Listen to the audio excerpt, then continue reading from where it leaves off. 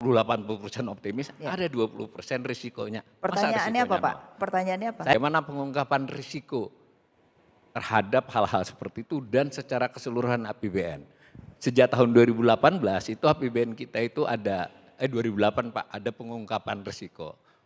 Paling bagus 22 sampai 26 ini 5 tahun ini cukup komplit, tetapi nyaris tidak pernah dikemukakan oleh Pak Kementerian Keuangan tentang hal itu. Jadi padahal pengungkapan risiko ini penting. Dari situ kita mitigasi risiko. Sebagus apapun yang dinyatakan Pak Menteri, pasti ada risikonya. Tentu kalau saya Menteri, saya juga akan mengungkapkan 70-80% optimis, Ya. ada 20% risikonya. Masa Pertanyaannya apa, risikonya Pak? nol? Pertanyaannya apa? Saya komentarnya itu, kenapa pengungkapan risiko jarang diberikan oleh Oh, Kementerian resikonya apa? Keuangan? Jadi resiko dari itu tadi kan banyak. Salah satunya utang loh Pak.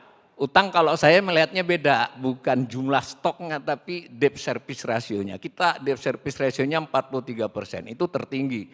Interest payment kita 19,5%, itu di atas best practices internasional. Oke. Itu contoh aja, bukan berarti benar atau salah. Oke, jadi sering diungkap hanya yang bagusnya, tapi resiko apa yang paling buruk bisa terjadi? Saya coba tebak-tebak sedikit.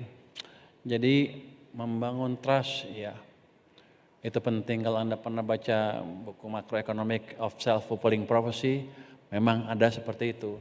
Ketika orang menganggap atau berharap memprediksi ekonominya bagus, bisnis akan ekspansi, konsumen juga akan belanja itu. Jadi saya umumkan waktu itu, bukan mau gaya-gayaan, saya taruh 200 triliun sebetulnya untuk membangun ekspektasi yang positif tadi.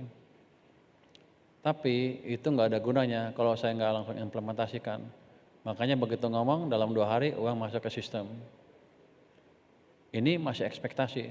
Tapi ketika moneter sudah bergerak, impact yang mulai kelihatan ke sistem, itu real impact yang bisa menimbulkan optimism, sentimen positif di masyarakat dan di perekonomian. Dan ini sudah terjadi.